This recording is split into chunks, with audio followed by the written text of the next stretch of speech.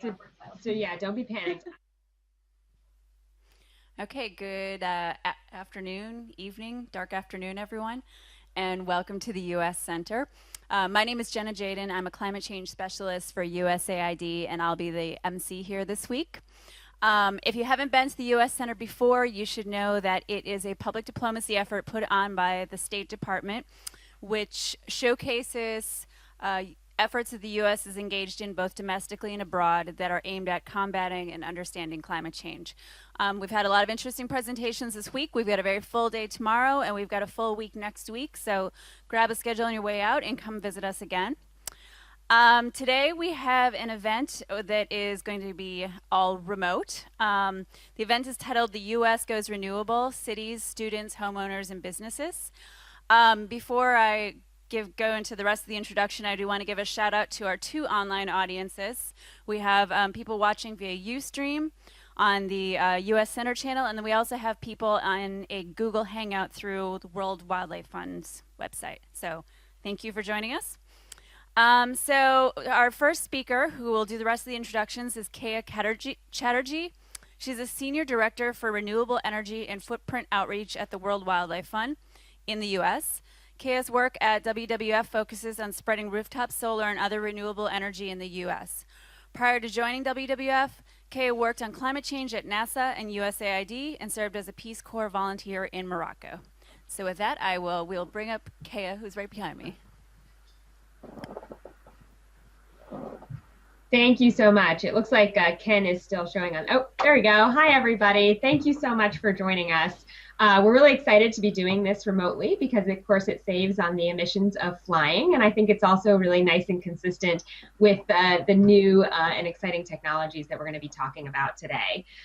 So just to orient, we have an amazing lineup of speakers, and we're just going to have a conversation this morning. And just to orient our speakers and our audience that's joining us remotely, I just wanted to give a little bit of context of what's happening in Warsaw and what we're hearing back from our colleagues over there. So this week's UN climate talks really opened, as everyone can imagine, under the shadow of Super Typhoon Haiyan, which really has devastated the Philippines. And the lead negotiator from the Philippines, Yeb Sanyo, is currently on a hunger strike until a good outcome is in sight in Warsaw. And at the same time, we've seen that the host of the talks in Warsaw have been promoting coal even as the climate talks continue, bringing into focus that everybody isn't on the same page yet about the need to transition from fossil fuels to renewable energy. So I think this is the perfect time to have this conversation about how that can happen. And there's really a fierce urgency to the work that all of you are doing in Warsaw and that's happening in Warsaw. And there's also a fierce urgency to the work on renewable energy that everyone on our panel is doing. We have the city of Cleveland, Ohio. We have Walmart. We have Grid Alternatives, a nonprofit who are installing solar on low-income family homes. And we have the Solar Energy Industry Association, whose many members obviously feel a great sense of urgency about expanding renewable energy. At WWF, at World Wildlife Fund, we have felt this sense of urgency for some time now, and we have a vision of a future where people live in harmony with nature. And for people to live in harmony with nature, we really need to get off of fossil fuels. And in order to get off of fossil fuels, we really, really need to have the exciting work that we're going to hear about from our partners today, and also the work that all of you, our listeners, are doing. We are launching a campaign this year that'll run for a year, and it's called Renewable, It's Doable. And it's fun to say, and it's going to be a really fun campaign focused on cities and rooftop solar. And all of our panelists today also have equally exciting initiatives that I want to start chatting about now. I'm actually going to ask each of our panelists one question each and give them a chance to chat a little bit. And then I'm going to open up the conversation to them so that they can actually ask each other questions based on what they've heard and based on what they know about the organizations. And then I'm going to look at some of the questions that we might have from the audience in Warsaw, as well as some questions that we might have from our online audience that's listening via YouTube right now to the Google Hangout. So sorry to put you on the spot, Zach. I'm going to start with you. So WWF and Grid Alternatives are working together to do a solar spring break program, which enables U.S. college kids to install solar panels on low-income family homes for a week during their spring break. But you guys have a huge amount of experience working with low-income families and installing solar. So for our international audience, I just wanted to see if you could help people understand what a low-income family actually looks like in America, and tell us the story of a family that's had solar panels installed and what effect it has on them and how they feel about the technology. You know, just what are the kinds of reactions you get to renewable energy from low-income families? Absolutely. Thanks so much, Kay. I appreciate it, and I appreciate you including grid alternatives in this discussion. So yeah, we're really excited to be launching the Solar Spring Break program with World Wildlife Fund. It's been something that we've been very eager to launch, and so in March of 2014, we'll have groups of college students from throughout the country coming to different parts of the U.S. to install solar for low-income families. And if people aren't familiar with grid alternatives, you use a sort of a Habitat for Humanity style model where anybody, people in this conversation included, can get in the game, can roll up their sleeves and participate in installing solar for families that really need the savings.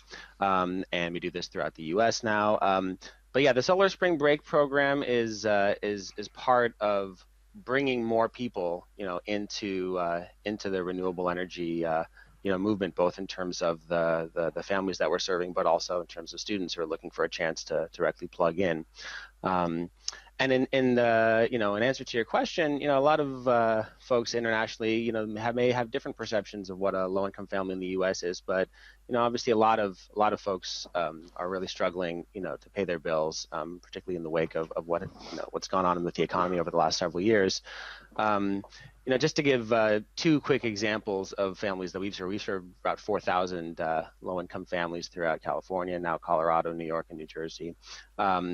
I'll give you two quick stories. A woman by the name of Donna, who is a single mother in San Francisco, one of the highest cost cities in the U.S. She used to be a foster mother and recently adopted two special needs kids who have various health conditions that they were born with. And so in addition to the challenges of being a single mother in one of the most expensive cities in the U.S., she has to do basically, without getting into graphic details, a ton of laundry, 3-4 loads a day sometimes. So her electric bills are off the charts. So the idea of being able to help a family like that to be able to permanently reduce, their electric bills through solar power, it makes a huge impact in their lives. And think about, well, those kids are now starting to go to school, and those kids have, educational expenses in addition to the basic expenses of the household. She's going to be able to take those savings and directly put those savings into those kids' educations. And again, for those kids who have, special needs and those conditions, they need all the help they can get. So that's just an example of one of the families, and then a sort of a different kind of situation of another family that we serve down in Southern California. A retired Navy vet by the name of Elmer Rankin, who lives out in the Inland Empire, just east of Los Angeles. He also has a series of medical conditions, being a sort of a military vet, disabled senior, where he's got a wide variety of medical equipment that he has to run in his home, and also has very high requirements in terms of temperature control for his home. And between that and the medications that he has to take, and being on a fixed income, he has to make some really difficult choices about which bills to pay. And there's been times when he made the wrong decision in terms of climate control of his house, and he had to go to the hospital. And so this is a situation whereby, again, being able to use solar power to permanently lower his energy expenses, he's able to have all of the things that he needs without having to worry about which bill am I going to pay. And that actually has direct health benefits for him in terms of his ability to continue to live a high quality of life. So those are just two examples of the types of families that we serve, and to be able to do that in a way that engages the broader community, whether they be volunteers, students. We work with a lot of job trainees, folks who are looking to get hands-on experience so that they can enter this growing industry, which, as we know, has over 120,000 jobs just in the U.S. alone. So it's a great opportunity for different folks who can plug into the work that we do and really make a difference in terms of renewable energy. Great. Thank you so much, Zach. So just one quick follow-up question. How do you find that these families perceive renewable energy? Do they feel positively, negatively? What kind of perceptions do they have about the technology? Yeah, that's a great question. In some of the communities that we serve, a lot of them, coming into it don't always have a perception of the technology, in terms of if you're the first person on your block, sometimes it's just a question of sitting down and doing education. People generally speaking, particularly the communities we serve, it's really much more about, is this going to save me money? Right? It's less about the technology and more about, what's the bottom line? And typically what happens is that there's one family on the block who says, you know what, this sounds like a good deal and, seem like a good organization, let's go and do it. And then a couple months later, they can take their bill and they can show their neighbor and they can show their their parents or what have you. And all of a sudden, the phone rings off the hook. And so really, I think it just comes down to, when you're talking about something that's going to save you money over the long term, a lot of people are like, well, show me, prove it. And so you have those early adopters who are willing to take that first step out. And once that happens, people are really, really excited to participate. Great. Thank you so much, Zach. So my next question is for Matt in Cleveland. And for full disclosure, World Wildlife Fund has been working with the City of Cleveland and has actually given the City of Cleveland a couple awards on climate issues in the last couple of years.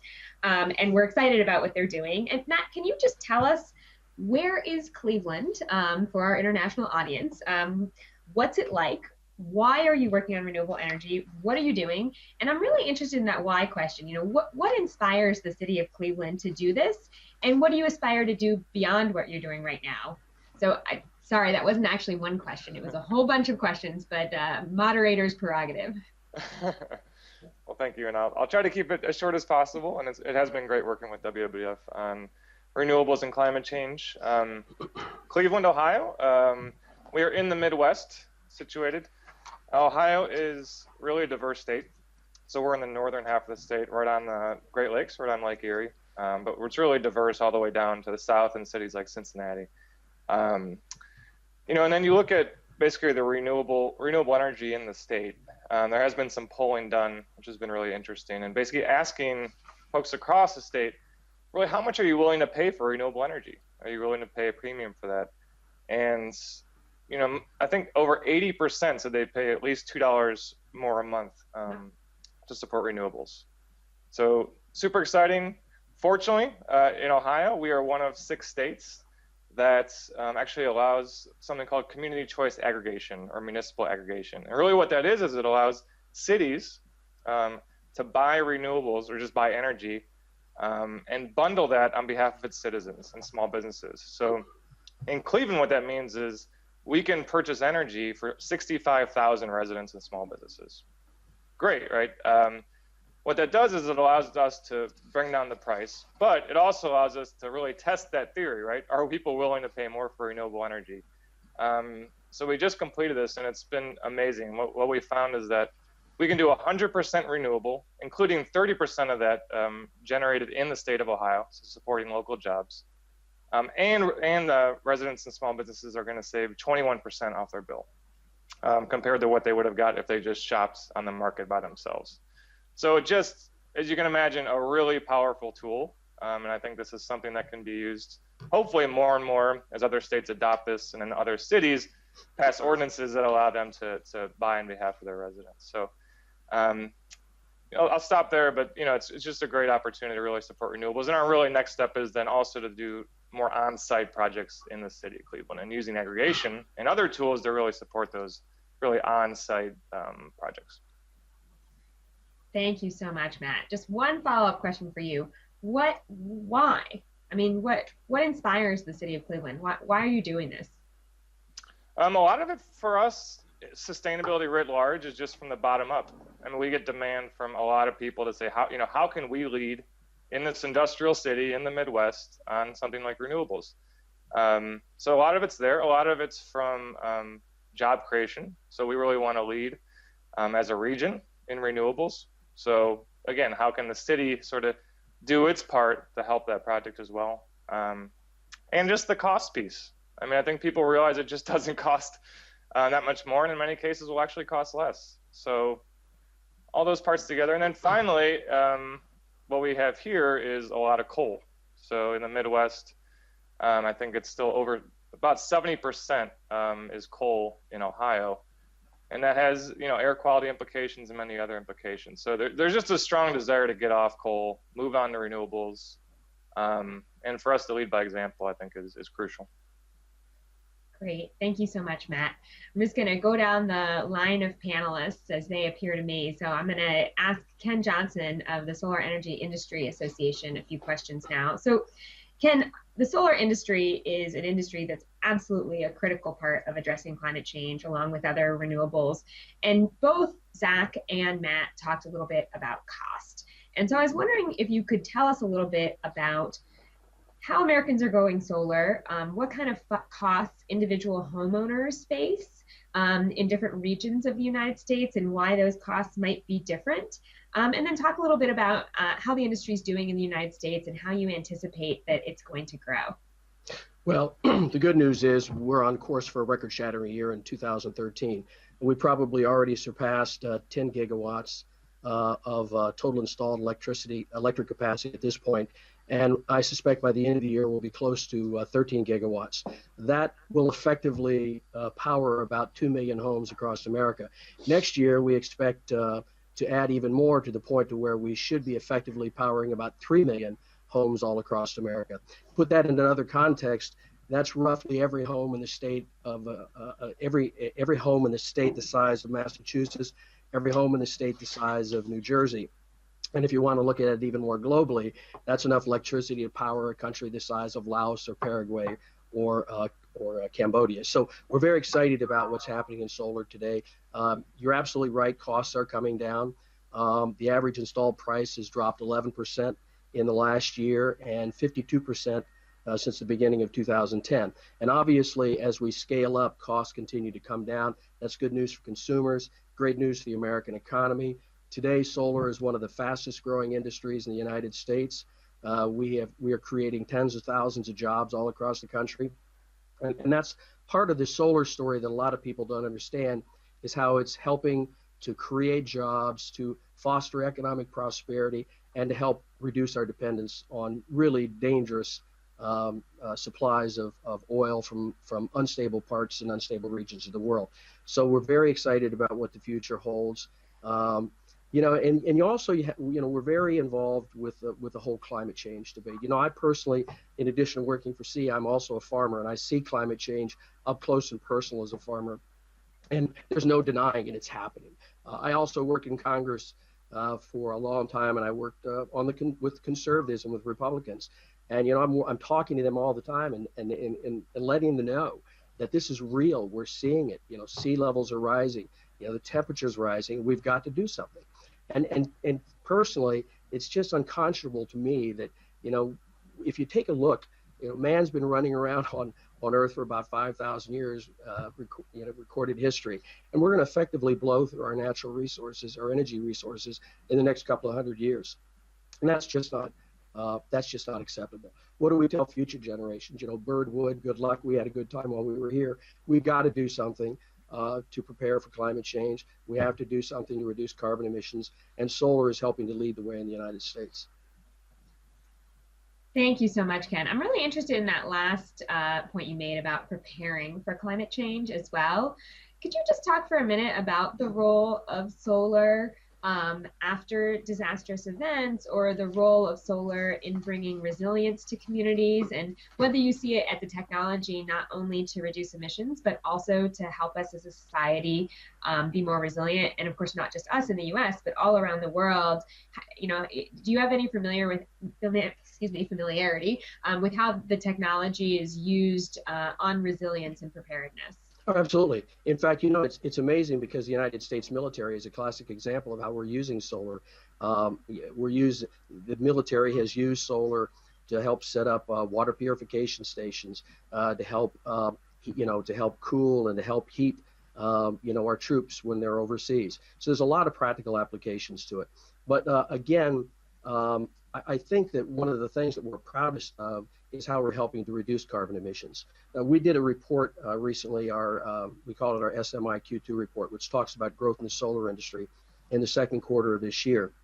And it's estimated that we installed about, that if you look at the 9.4 gigawatts of installed solar electricity currently installed in the United States, that's enough to displace 9 million metric tons of CO2 emissions annually.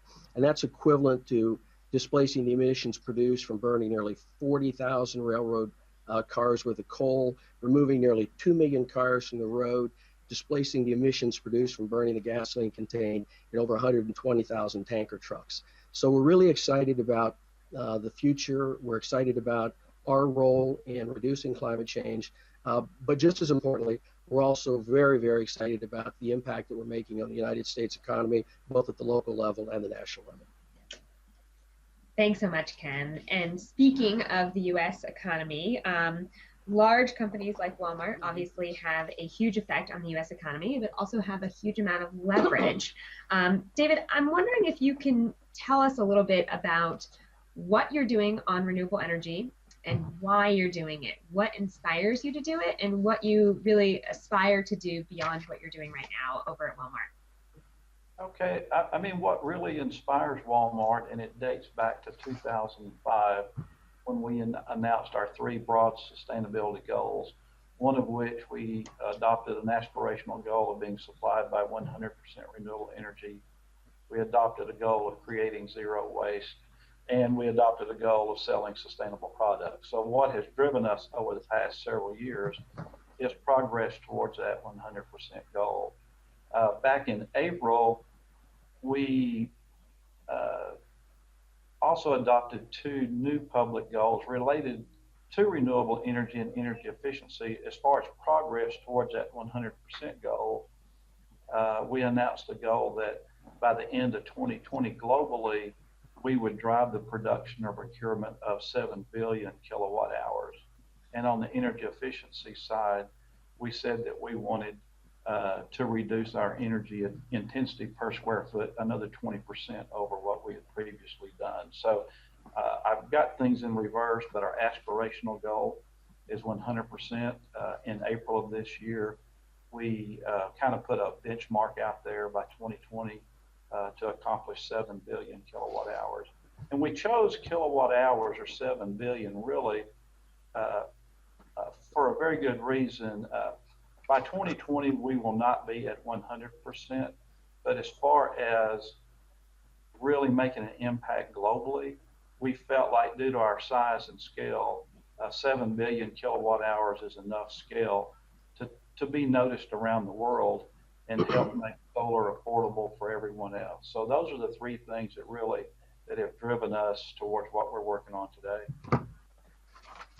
Great, thanks so much. So you guys are known in the United States for having large stores with a lot of roof space.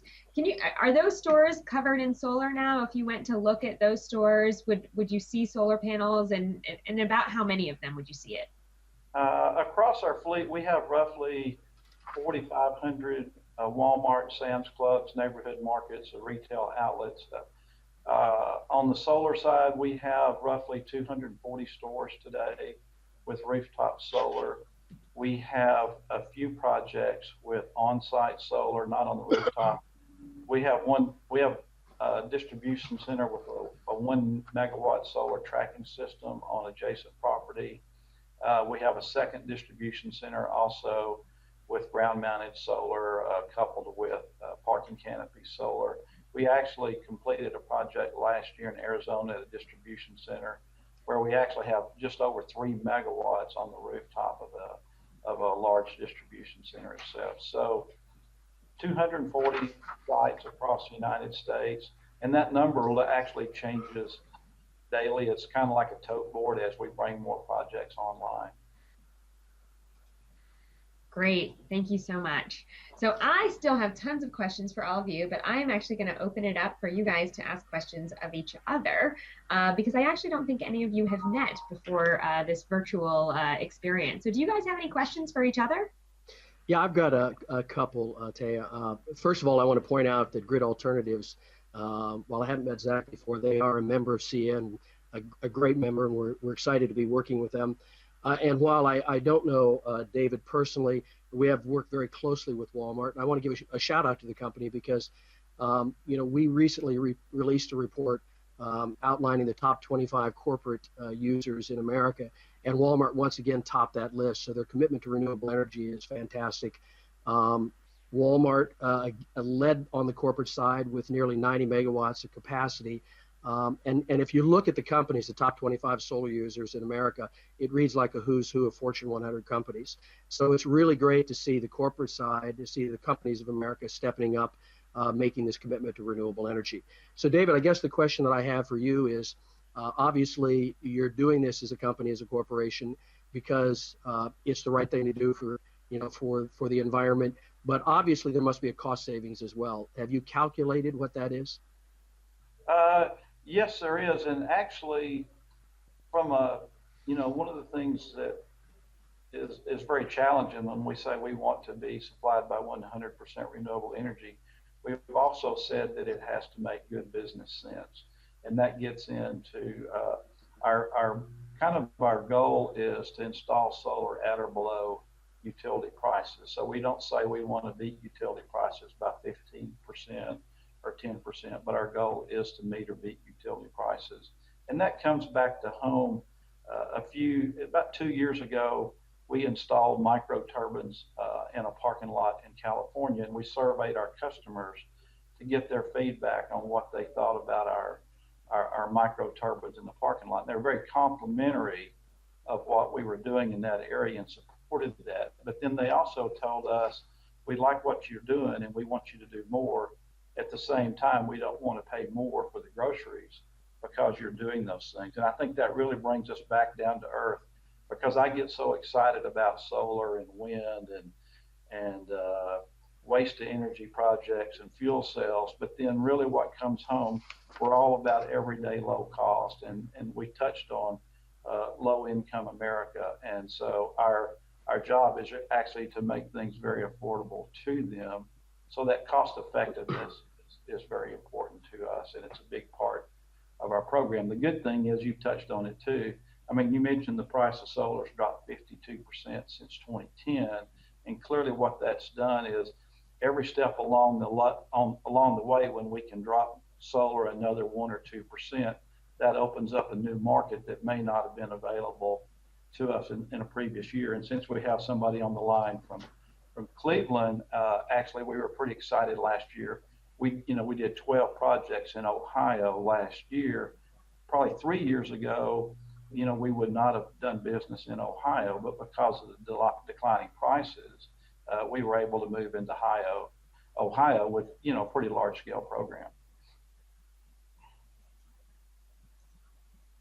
Great, thank you, David.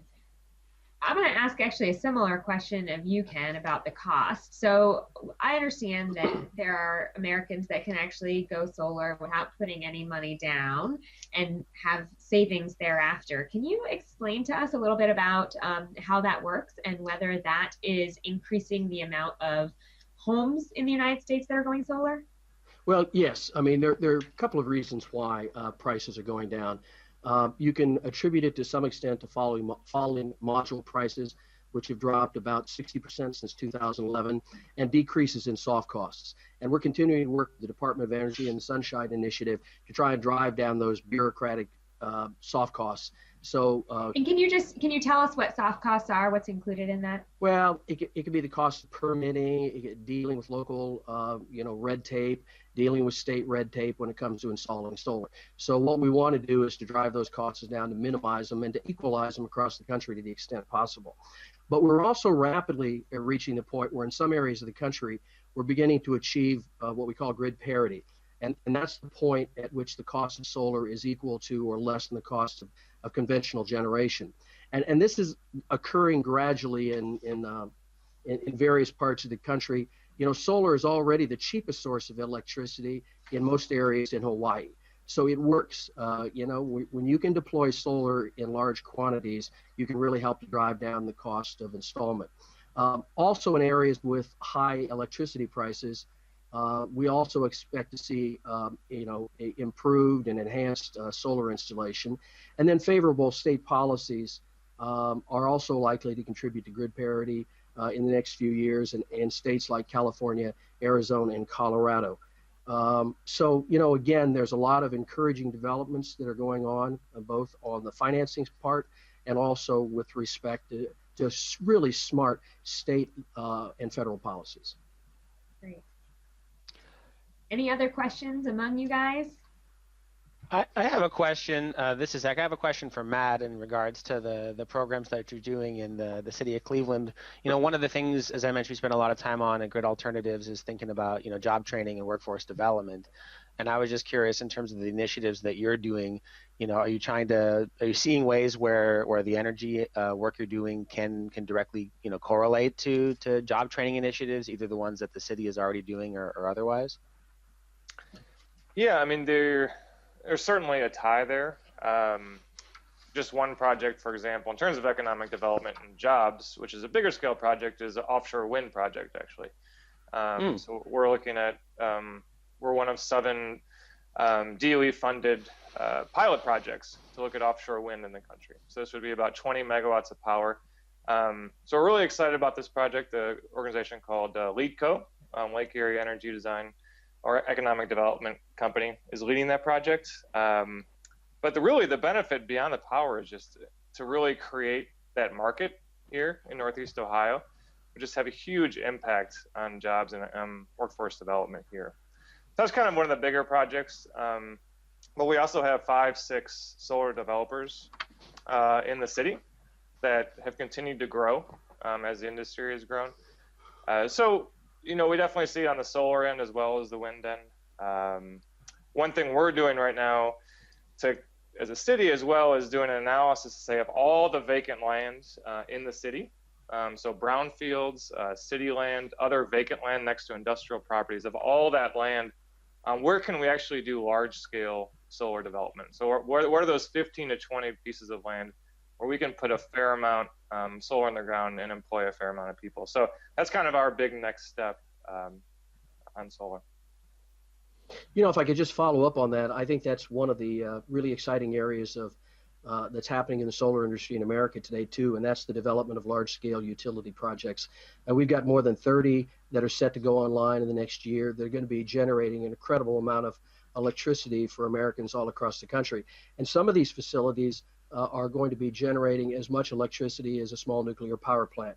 So, a lot of people, they think traditionally of rooftop solar, and they think of residential solar, but they don't recognize how many flat roofs there are across America, where the Walmarts of the world can capture the sunlight and turn it into power, and how much open space there is in desert areas and to other areas around the United States, brownfield areas, for example, where you could put solar panels to productive use to help provide enhanced electricity for communities all across America.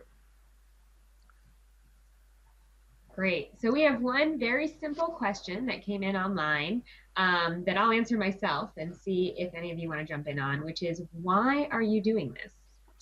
I can say from the perspective of a wildlife fund, we're doing this because it's a core part of our mission to have a place where people live in harmony with nature, and we think that renewable energy is really important to doing that. In the near term, I think a lot of us at World Wildlife Fund, our hearts go out to our office in the Philippines, in WWF Philippines, and it's just a reminder to us of how vulnerable we already are and the extreme urgency of focusing on renewable energy. And that's why we're really focusing on renewable energy right now, is because it's to protect nature. Very simply.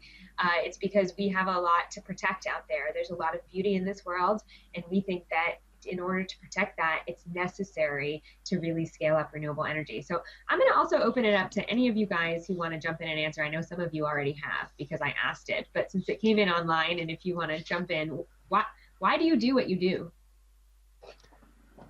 Well, let me just say from an industry standpoint in the United States, we have more than 6,000 companies from coast to coast. Some of them are mom and pop shops, some of them are very large corporations, but they're all driven by the spirit of entrepreneurialism. They're all driven by innovation. They believe in free markets, but they also believe in the importance of leaving the world a better place. And, the simple fact of the matter is, depending on whose estimates you want to use, we've got about maybe 200, maybe 300 years left of fossil fuels. And then what do we do after that? By contrast, the lifespan of the sun is expected to be about another 5 billion years. So we've got to start harnessing these renewable energy sources to the extent possible to allow future generations to prosper, future generations to grow, and to enjoy the type of life that we're lucky enough and fortunate enough to experience. Thanks, Ken. And of course, have to say, from our perspective, we have much less time to get off of fossil fuels than we would spend if we used up reserves. So we're hoping to leave a lot of that stuff in the ground because we only really just have a few years to transition to renewable energy in a serious way if we're going to tackle climate change. So I'm gonna pass that question to you, Zach. Also, why do you do what you do at Grid Alternatives? Yeah, no, thanks, Kia. I think, what's amazing about this technology, is that, and we believe very strongly that this technology can not only be used to really, solve climate change and make our planet a better place, but it can also be used to empower people in the process, right? And, we feel our mission is about empowering people through renewable energy, and that we can do projects that have these great triple bottom lines, right? Not only are you helping the planet, but you're helping people save money, particularly people who really need it to pay for really basic daily expenses. And you can train people in the same time in the jobs of the future, solar installation, being, one of the fastest growing, industries in the US. So for those reasons, it's really empowering to be able to put these projects together, get those clear, tangible triple bottom lines to deal with many issues at once. Again, for a lot of folks who are kind of what you might call, working class, or people who are having more of a sort of a month-to-month struggle to pay their bills, the challenges around climate change can sometimes seem like, well, that's a big problem, but I got to focus on my bills right now, and to be able to speak to both at the same time, is really powerful.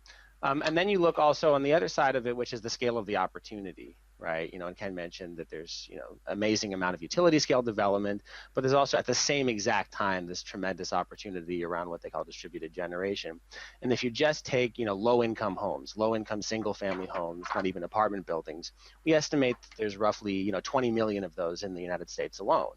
Right. That's, if you just added those roofs together, it's about the size of Rhode Island. Right. This is a huge, just one of many markets that can be tapped. And I think, if we can do, homes and apartment buildings and big box retail and, utility scale, and bring all of those resources to bear, I see no reason why we can't solve this. Great. Thanks, Zach. So I'm going to see actually if you guys in Warsaw have any questions there. I'll pause for a moment to see if there are any questions. Any questions? Just raise your hand and we'll bring the microphone over to you.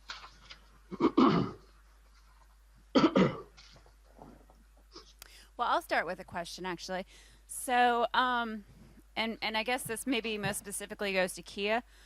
How do you, I know that when you're talking about renewable energy, large-scale renewable energy projects, there are always concerns about wildlife, and you are at the World Wildlife Fund. So how do you balance those concerns about wildlife with the need for more renewable energy? Yeah, so from our perspective, what we do is we try to look at the alternative. So of course, no matter what you do, every technology has some impact, and you can try to minimize that. But what we're doing when we look at renewable technology is we're looking at, well, what is the alternative to using that technology? And so when you compare, for example, the impacts of wildlife of solar compared to coal, there's a huge difference. And with wind, there's actually quite a lot of need to develop the technology such that it doesn't have a really negative effect on wildlife. So there are birds and bats, individuals that are affected by wind turbines and killed by wind turbines. And so what we look at is, well, what if we stayed on coal, which is the alternative? Well, that would be even worse, because if you look at the context, especially if you look at the broader context of not just the mining of the coal, but also look at the impacts of climate change, well, in the IPCC, we see almost 30% of entire species being lost. And so if you compare that to individuals being hurt, which, obviously pains my heart and pains our hearts, but it really is painful to think about the extinction of entire species. And so much of, it's very common now in climate change circles to say, well, it's not about the polar bears, this is really about people. And that's right, it is about people. But also keep in mind that it is also about polar bears. It took millions of years of coevolution of climate and species to bring us white species. And that's unraveling before our eyes. And so the focus on renewable energy for us is very simple. We can't save those species unless we transition to renewable energy. So that to us is really core, and that's what we feel is really important to our members as we expand our work and really focus on the need to transition off of fossil fuels and onto renewable energy.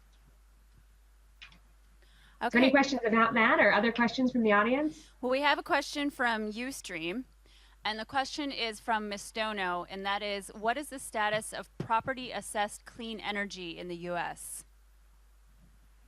So a question about the PACE program. Anyone want to take on that?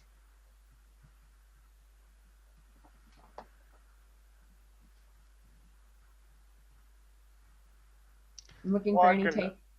I mean, just from the local level, from what I've seen, you know, in terms of at the residential level, because of some rulings that came down federally, PACE is very difficult right now, but it is active and very active at the commercial level. So for commercial buildings, industrial buildings, and so on, both on energy efficiency as well as renewable. So you'll see many cities are really growing that portfolio. And I can just kind of add a brief perspective here from California, which is that very consistent actually with what's going on in Ohio, is that there's a tremendous amount of activity in terms of using it for commercial property improvements. But even on the residential side, there has been some rulings from the federal government that have made it difficult, but there's actually people out here, entrepreneurs who are figuring out ways to deal with that. I know the city of Sacramento, for example, has been doing work both on commercial but also on residential using PACE. So, there's a lot of entrepreneurial energy, regardless of where these barriers are, of trying to figure out, ways to work around them. I would say just a lot of entrepreneurial energy around financing in general. I mean, PACE is one example of many where we're just figuring out how do you pay for these great technologies with very little or no upfront capital. And PACE is one of many options out there. So it's just amazing some of the innovation going on out there with financing. Okay, thanks. Oh, go ahead. Sorry. Go ahead. Okay, I was going to say we have another question from the audience. Did you want to add in more on that though, Kia, first? No, please go ahead. Okay, so here's our audience member. Good afternoon. This is Myra Zahur from Pakistan, representing Gender CC in the conference. My question is, I have actually joined later in this event, so I'm not sure whether this was answered before by the panel. My question is, can you give me in monetary terms, in figures, in dollars, in simple dollars, that how much cost is attached to renewable energy per the standard US household needs per month as compared to the conventional sources, as compared to the national grid? The house, in terms of dollars, how much a house is consuming from conventional sources in terms of money, and how about from the renewable sources? I hope there's any sense to the question. Do you guys need me to re-summarize that, or did you get it? No, we got it. Okay. Great question about what are the costs of energy for a household, and how does renewable energy compare? So Ken, you touched on that a little bit before when you were talking about the price of energy on the grid and the price of solar on the grid. Do you want to maybe kick us off with answering that, and others can weigh in? There's not an easy way to explain it, because in effect, when you install a solar system, you're paying for your utility bills like for 20 years up front when you install the system. The good news is, though, is that the cost of installed systems have come down dramatically. Today, to the point where it averages about less than $5 a watt per installed system. It's I think $4.81 a watt now. And if you translate that into like areas like Hawaii, again, we've reached effectively grid parity. So it's as cheap to use solar as it is natural gas, or to use any other form of energy in the state of Hawaii. It's going to take a while for other states to reach grid parity, but again, as we continue to scale up production and we install more and more system, costs come down, soft costs come down, and we rapidly become much more competitive with other forms of energy. And then there's also, and that's before local incentives and the solar ITC are factored in. So again, we hear a lot about, well, you couldn't compete if you weren't subsidized. Well, the simple fact of the matter is that the oil and gas industry has been subsidized by the United States government for the past 100 years. Our industry has received tax incentives effectively since 2006. So there's a great disparity there. But at the same time, we have shown extraordinary growth in a short period of time when smart public policies are put in place. We've created over 100,000 jobs in this industry in just the last few years. And that's because Congress, in its wisdom, recognized the importance of fostering renewable energy sources. And I will tell you that today, solar is the fastest growing source of renewable energy in the United States. Thanks so much, Ken. And that actually raises a couple other follow-up questions in my mind. So, Matt, you mentioned that the residents of Cleveland who aggregated saved money while moving to renewable electricity. That was via renewable energy credits. Can you explain to people just for one more second, how on earth is that possible? How is it that people were saving money while they were moving to renewable electricity, given that there's a lot of geographic diversity, and in some places solar is already, and renewable energy is already as cheap as what you find in the grid, and in some places it isn't as cheap? Mm-hmm. It's a good question. It's a little complicated, but I'll try to explain it as simply as possible. So in each state, really, but in the state of Ohio, there's a public utility commission that basically sets the price for a resident or a small business. But because we are a deregulated state, right? It's a competitive market in terms of electricity. There's ways to actually bring that cost down. So by bundling those 65,000 residents together, just like Walmart, right, with their purchasing power, we can bring down the price for renewables. So what we did was we gave the option to residents, and we said, you can, because we're bundling this renewable power, you can save 21% from that normal cost that the state authorizes. And you'll get 100% renewable. Or you can save 24% and use conventional energy, i.e. coal, nuclear, and a little bit of natural gas here in Northeast Ohio. What does that equate to in like normal human terms? That was about 80 cents a month premium for your average house. So about 1% of their electricity bill. But the aggregation, because again, we're bundling these people together and have that purchasing power, we're saving them $10 a month. So we gave them a choice. You can use renewables, save the money, or do conventional energy and save a drop more. And what we found was that of those 65,000, 45 chose to do the more, a little more cheaper conventional energy. So 45 out of 65,000, which just again shows that people are willing to pay a drop more for renewables, still while saving through aggregation. Does that answer the question? Yeah, no, it's amazing, that the city has switched to renewable electricity and that only 45 people would drop out is pretty amazing.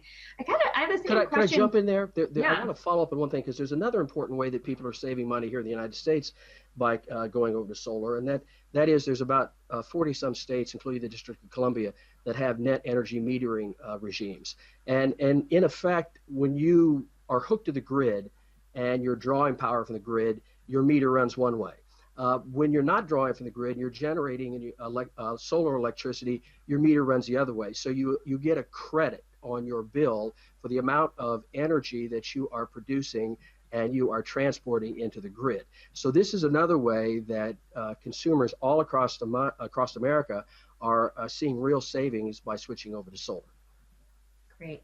And I have similar questions for David and Zach. David, you mentioned that, Walmart wants to do this in a way that doesn't end up costing consumers any additional money. So how are you doing that? Are you taking advantage of the net metering that Ken was just talking about? Is it that you're taking advantage of buying in bulk the way that Matt was talking about in Cleveland? What are the tricks to going renewable in a way that doesn't add cost to going renewable? Yes, it's really a combination of a lot of things that really drive the cost down. I mean, clearly one thing that helps us is our size and scale. So where we can buy, hundreds of kW's worth of solar per project that we do really helps. There still are some financial incentives in certain states, such as California, even New Jersey. Actually, we the projects we did in Ohio, I believe there was an SREC program in Ohio for those type things. So we kind of bundle together our size and scale, and then the way we structure our deals, we actually, on all of our solar projects, have actually entered into long-term power purchase projects for the output of the electricity generated by the solar project. So we're buying power for, say, a period of 10 years, which allows us to kind of probably lower our average cost over that whole time. Plus, it gives us price certainty, and we're fixing our price for 10 or 15 years. Therefore, as the price of grid power continues to escalate over time, our solar prices are fixed, which creates long-term value for us. So it's a combination of using some financial incentives as well as locking in our power prices for a long period of time.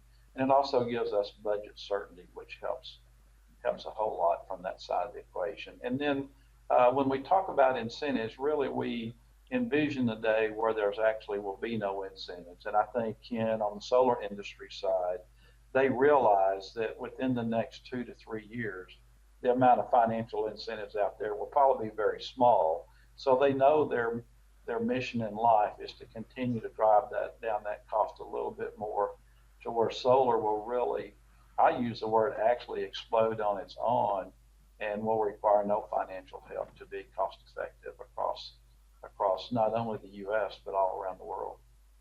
Yeah, and if you take a look, I mean, again, when I was a kid, I used to fly, and I'd look down at the number of swimming pools that were, out in backyards. Today, I look at the number of flat rooftops and look at these businesses all across America and the opportunity to do exactly what what Walmart is doing.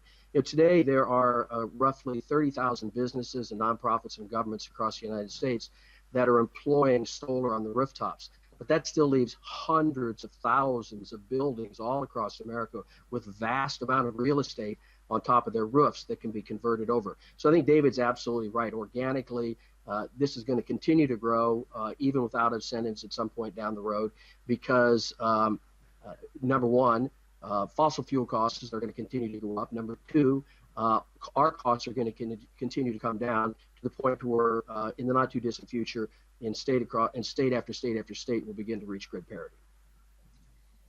Great. So it's really interesting to see the diversity of the finance opportunities available. So we heard from Cleveland, it's about economies of scale.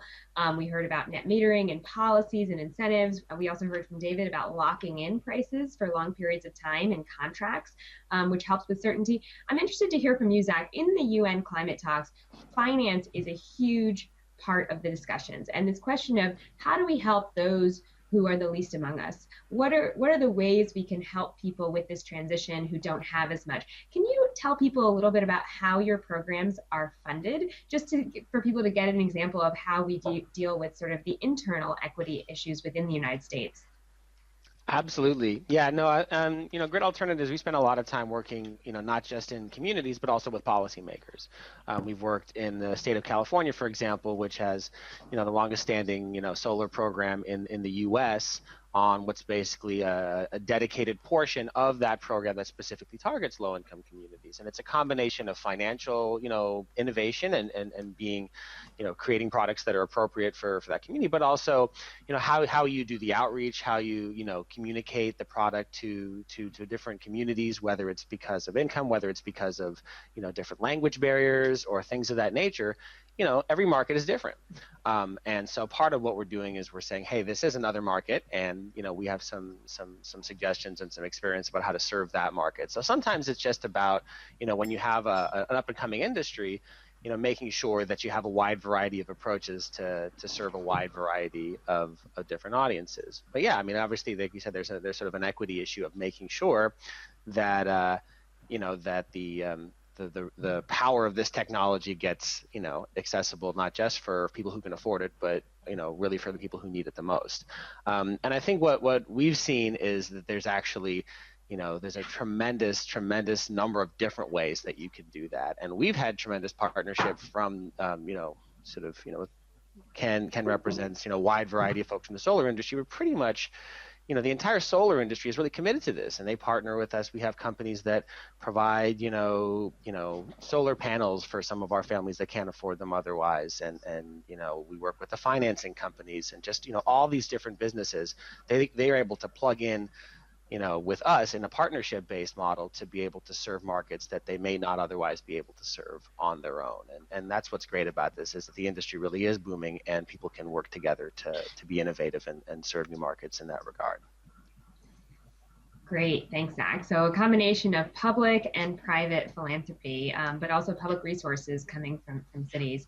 Really interesting. So we are almost out of time. I want to give you guys a moment to say one last word each. And maybe we can take this moment to say, what would you say to the international community, just in a sentence, about their concerns about the need for the United States to transition to renewable energy quickly? Maybe a word about how you're feeling about the industry, how you're feeling about your own organization or its potential to grow. What kind of message do you want to leave with the international community? And so I'll start with David and then go to Ken, Matt, and Zach. So David, what's your message to the international community about the commitment of Walmart in this area?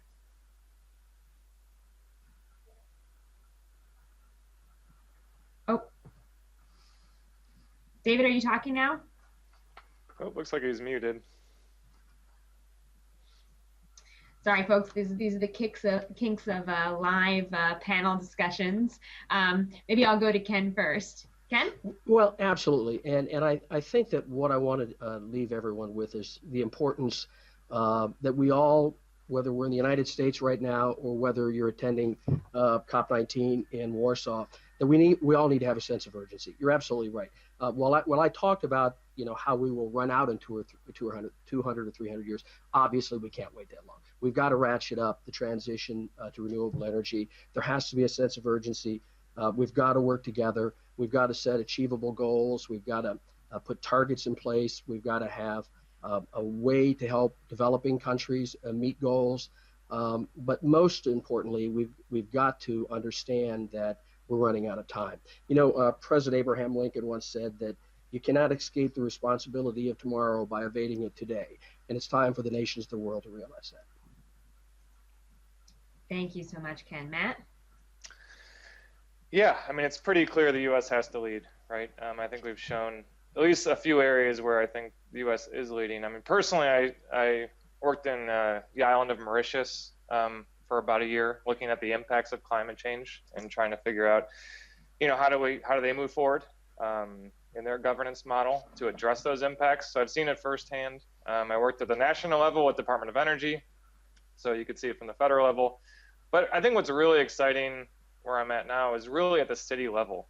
I think just internationally, it's, just remember the cities have your back.